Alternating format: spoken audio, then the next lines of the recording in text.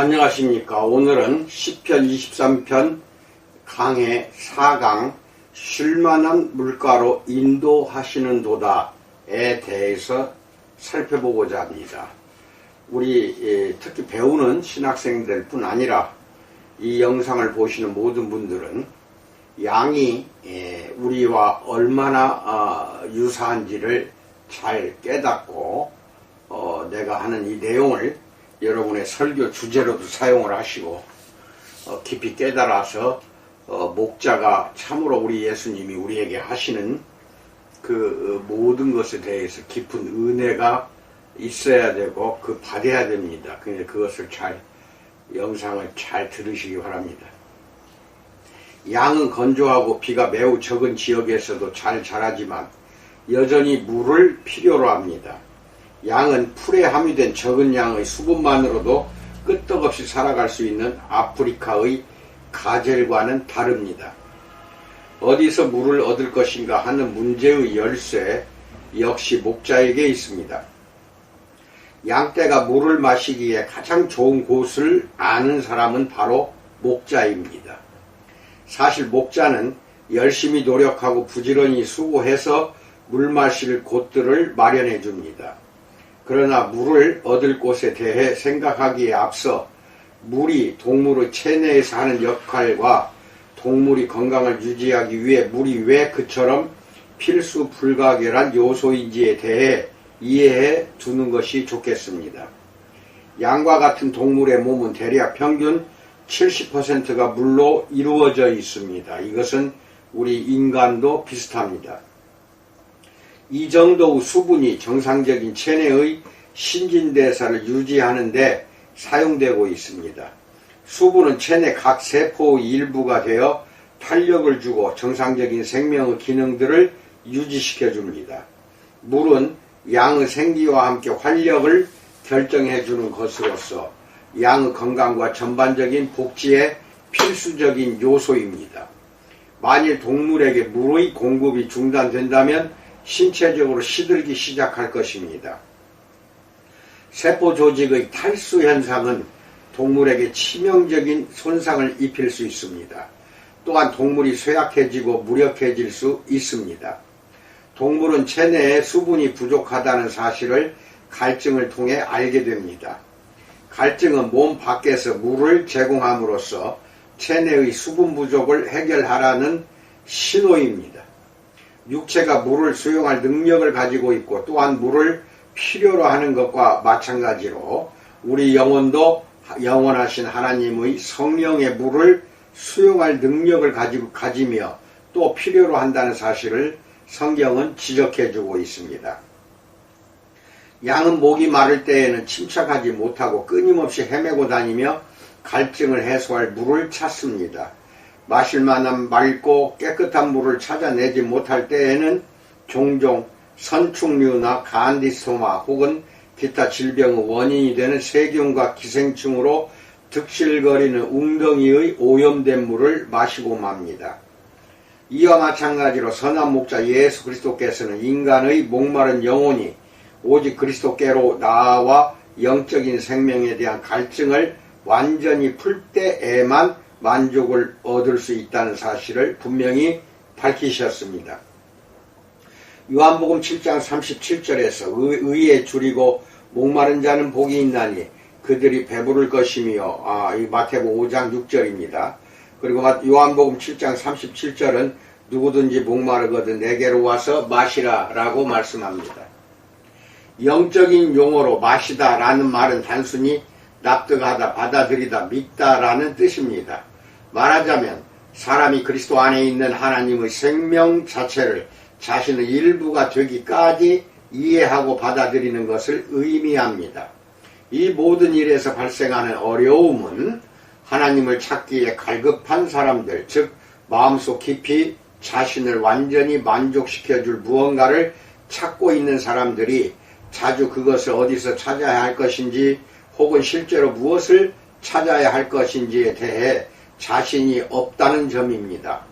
하나님과 그분의 생명에 대해 내적이며 영적인 수용량이 줄어서 메마르고 곤란한 상태에 빠진 사람들은 아무리 더러운 웅덩이에서라도 갈증을 풀려고 할 것입니다. 성 아우구스티누스는 그러한 상태를 다음과 같이 요약했습니다. 오 하나님, 주님은 주님을 위해 우리를 지으셨으니 우리 영혼이 주님 안에서 안식을 찾을 때까지 쉬지 못합니다. 라고 고백합니다.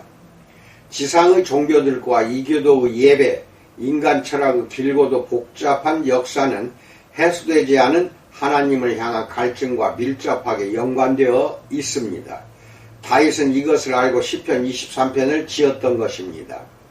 양의 입장에서 삶을 바라본 그는 그가 나를 쉴만한 물가로 인도하시는 도다라고 말했습니다. 다시 말해 그분만이 쉴만하고 잔잔하며 깊고 맑고 오염되지 않은 물이 어디에 있는지 알고 계시며 그분이 찾아내신 물만이 양을 만족하게 하고 건강하고 튼튼하게 해줄 수 있다고 말했습니다. 일반적으로 양들은 세 가지 수원, 즉 풀잎에 맺힌 이슬과 깊은 우물 그리고 샘물과 시내에서 물을 얻게 됩니다. 대부분의 사람들은 양들이 특히 날씨가 지나치게 덥지 않을 경우 매일 아침 풀잎에 이슬이 흡족히 맺히기만 하면 물을 마시지 않고서도 여러 달을 견뎌낼 수 있다는 사실을 잘 모릅니다. 양들은 습관적으로 동트기 직전에 일어나 먹이를 찾아 나섭니다. 달빛이 밝을 경우에는 밤에도 풀을 뜯습니다. 이른 새벽에는 초목이 이슬로 흠뻑 젖어서 양들이 동트기 전후로 풀을 뜯을 때에는 상당한 양의 수분을 섭취할 수 있습니다. 물론 이슬은 맑고 깨끗하며 순수한 물입니다. 동이 틀 때 나뭇잎과 풀잎에 무겁게 매달려 있는 은빛 이슬방울보다 더 찬란하고 고요한 물은 없습니다.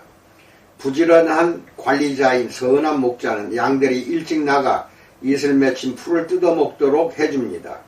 이것은 필요하다면 그가 친히 일찍 일어나서 양을 데리고 나가야 한다는 것을 뜻합니다. 우리 안에 있든지 멀리 들에 나가 있든지 그는 양들이 이슬에 젖은 신선한 조반을 먹도록 해줄 것입니다. 침착하고 자신있게 인생의 어려운 문제들을 헤쳐나가는 사람은 바로 매일 아침 일찍 하나님의 말씀을 섭취하는 사람들입니다. 이 사실은 간단히 넘겨버릴 수가 없습니다.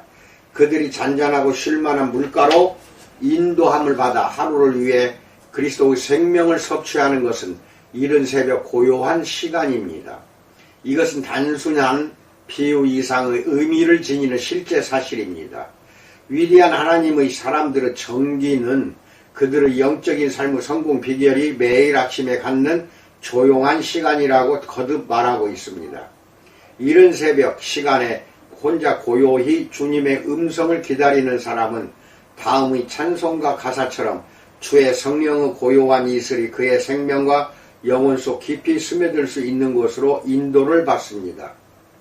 새 찬송가는 442장입니다.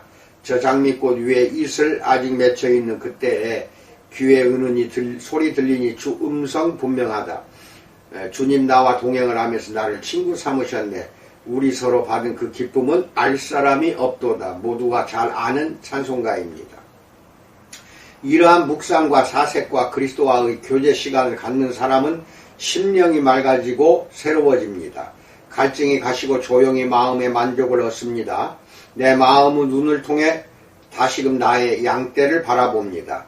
내가 기르는 양들은 고요하고 온화한 이른 새벽에 이슬을 듬뿍 머금은 무릎까지 올라오는 긴 풀숲을 찾았습니다. 거기서 양들은 만족할 만큼 배불리 꼴을 먹었습니다. 해가 돋아 그 열기로 풀잎에 맺힌 이슬들이 사라지면 양떼는 그늘을 찾았습니다. 배불리 먹고 상쾌하게 원기를 되찾은 양들은 시원한 그늘에 누워 하루 종일 푹 쉬면서 되새김질을 했습니다. 나는 그 이상 기쁠 수 없었습니다. 우리 주님도 내가 양떼에게서 느꼈던 생각과 감정을 가지실 거라고 확신합니다. 주님은 내가 만족하고 조용하며 평안히 쉬는 것을 좋아하십니다. 나의 심령이 생기를 되찾고 만족을 얻는 것을 기뻐하십니다. 그러나 비극적인 사실은 대부분의 그리스도인들이 얄궂게도 그렇지 못하다는 점입니다. 그들은 주님 안에서 만족하는 대신 거의 모든 다른 종류의 대용물로 갈증을 해결하려고 애쓰고 있습니다. 어떤 사람들은 지성을 만족시키기 위해 지식, 과학, 학문, 요란한 독서, 색다른 친구들을 추구합니다. 그러나 어찌된 일인지 항상 만족하지 못하며 뭔가를 갈망하는 상태에 머물러 있습니다. 나의 친구 중 몇몇은 그 나라에서 가장 학문이 깊고 높이 존경받는 과학자와 교수들입니다. 하지만 그들에게는 자신의 모든 학문과 모든 지식과 모든 성취로도 만족시킬 수 없는 이상한 열망과 풀리지 않는 갈증이 자주 있습니다. 어떤 사람들은 심령의 열망을 채우기 위해 예술, 문화, 음악, 문학을 추구하며 거기서 만족을 얻고자 합니다. 그러나 이들 또한 자주 몹시 지치고 낙심합니다. 내가 아는 사람들 가운데는 뛰어난 저술가와 예술가도 여럿 있습니다. 하지만 그들 중 많은 사람들의 삶이 하나의 조속거리에 불과하다는 사실은 의미심장합니다. 그들은 오직 만족시킬 수 없고 억제할 수도 없는 영혼의 갈증을 달래기 위해 세상의 우물들에서 흠뻑 마시고자 노력하고 있습니다. 자신의 메마른 삶의 갈증을 채우기 위해 온갖 육체 활동을 통해 원기를 회복하려 드는 사람들도 있습니다. 여행을 하기도 하고 스포츠 활동에 열심을 내기도 합니다. 온갖 모험을 하거나 사교 활동에 매진하기도 합니다. 취미생활을 하거나 지역사회 활동에 참여하기도 합니다.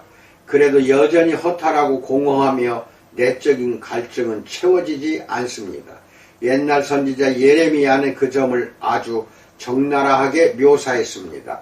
예레미야서 2장 13절에서 내 백성이 두 가지 악을 행하였나니 곧 그들의 생수에 근원되는 나를 버린 것과 스스로 웅덩이를 판 것인데 그것은 그 물을 가두지 못할 터진 웅덩이들이니라 라고 고백합니다.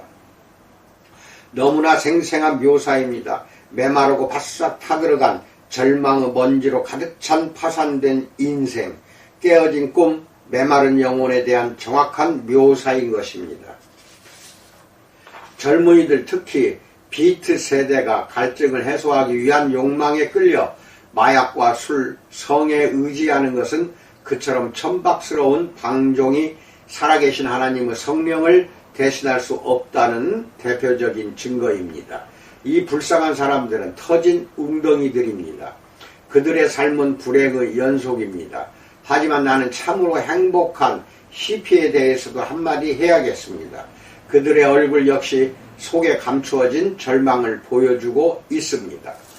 그리스도께서는 이 혼란스럽고 병든 사회의 혼돈 가운데로 옛날과 마찬가지로 조용히 들어오셔서 자신에게 나아오라고 우리를 부르고 계십니다. 자신을 따르도록 우리를 청하십니다. 자신을 신뢰하도록 우리를 초청하십니다. 우리가 어떻게 해야 참된 만족을 얻을 수 있는지 가장 잘 알고 계시는 이가 바로 그분이시기 때문입니다. 그분은 하나님을 받아들일 수 있는 놀라운 능력을 가진 인간의 영혼이 다른 것으로는 결코 만족을 얻을 수 없다는 사실을 잘 알고 계십니다. 오직 성령과 그리스도의 생명만이 목마른 영혼을 만족하게 해 주십니다. 그런데 이상하게 보일지 모르지만 우리가 마시는 하나님의 깊은 우물은 우리가 상상하는 것처럼 언제나 즐거운 경험만을 주지는 않습니다. 나는 아프리카의 이글거리는 적도 태양 아래서 원주민의 가축들이 주인의 우물로 인도받는 모습을 뚜렷이 기억하고 있습니다. 이 우물들 중 어떤 것은 모래로 덮인 강을 따라 형성된 사암층을 손으로 파서 만든 거대한 동굴로 이루어져 있었습니다. 이러한 동굴 속의 우물은 바위를 경사지게 깎아 밑바닥에 있는 물통에 내려가게 만들어 놓은 큰 방들과도 같았습니다. 가축들은 시원하고 맑고 깨끗한 물이 기다리고 있는 이 깊은 물통으로 인도되었습니다. 그러나 우물 밑바닥에서는 주인이 벌거벗은 몸으로 가축들을 먹이기 위해 물을 퍼 올리고 있었습니다. 그것은 고되게 땀을 흘려야 하는 중노동이었습니다. 힘들고 고된 까닭에 물을 퍼올리는 주인의 몸에서는 땀이 비오듯 했고 피부는 땀으로 흠뻑 젖어서 번들번들 했습니다. 그곳에서 맑은 물에 목을 축이는 가축들을 지켜보고 있던 나는 다시 한번 모든 것이 다 주인 곧 목자의 근면 여하에 따라 결정된다는 사실을 깨닫고 무한한 감동을 받았습니다. 오직 목자의 능력과 노력과 땀과 힘을 통해서만 양들이 만족을 얻을 수 있었습니다. 그리스도인의 생활에도 이것은 정확히 적용됩니다. 우리가 인도되는 장소들 가운데 여러 곳이 어둡고 깊고 위험하며 별로 마음에 들지 않는 곳으로 보일 것입니다. 그러나 선한 목자가 그곳에 우리와 함께 계신다는 사실을 꼭 기억해야만 합니다. 그분은 그러한 상황에서 매우 열심히 일하십니다. 그처럼 깊고 어두운 곳에서도 내가 유익을 얻을 수 있는 것은 오직 나를 위해 수고하시는 주님의 활력과 노력과 힘 때문입니다. 그분만이 참으로 나를 만족시켜 주실 수 있다는 사실을 바로 거기서 깨닫게 됩니다. 나에게 조속거리밖에 되지 않는 상황에서도 깨달음과 목적과 의미를 찾게 해주시는 이가 바로 그분이십니다. 갑자기 삶이 의미를 갖게 됩니다. 내가 그분의 특별한 돌보심과 주목의 대상이라는 사실을 깨닫습니다. 내 삶의 사건들의 위험과 방향이 부여되고 그 모든 것이 합력해서 유익해지는 것을 보게 됩니다. 이 모든 것을 새롭게 하고 자극을 주며 새 힘을 얻게 만듭니다.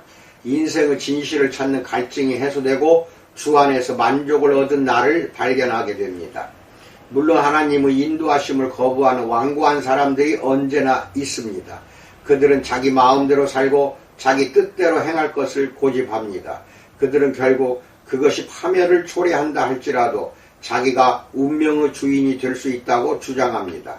그들은 하나님의 성령의 지시를 받고 싶어하지 않으며 그분의 인도를 받기 원하지 않습니다. 그 대신 제멋대로 행하며 그들의 변덕스러운 마음을 만족시켜 줄 수 있으리라고 생각하다 하면 지저분하고 오염된 물이라도 가리지 않고 마시기를 원합니다. 그들은 어느 날 내가 보았던 한때의 양들을 생각나게 합니다. 그 양들은 산에서 흘러내리는 굉장한 시냇물로 인도되고 있었습니다.